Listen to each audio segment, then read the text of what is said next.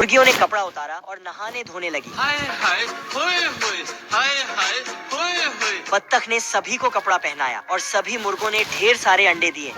बत्तख अंडे की क्वालिटी चेक किया गजब। और मार्केट में बेचने गया। लोमड़ ने रास्ता खाली देखा आज तो मजा आने वाला है।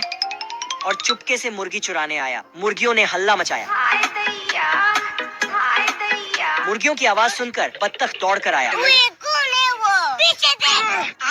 कौन है बे? बत्तख के दिमाग की बत्ती जली और कुत्ते से मदद मांगने गया, लेकिन कुत्ते ने बहाना बना दिया। बाबा टाइम बहुत खराब आ गया। ये बाबा किडनी का बीमारी बहुत बुरा रे। सुअर से मदद मांगने गया, लेकिन सुअर अपने बच्चों को दूध पिला रहा था। ना ना ना ना, बत्तख को मदद नहीं मिली तो अकेले लड़ने गया, सिस्टम पार देंगे। लेकिन यह लोमड़ मुर्गियों को लेकर भागने लगा। साला लोमड़ एक मुर्गी को धड़काने वाला था। बत्तख वहां पहुंचा और कटाना लेकर लोमड़ का पीछा किया। लोमड़ जान बचाकर भागा। मर गया भैया। बत्तख सभी मुर्गियों को वापस लाया। जोगिंदर।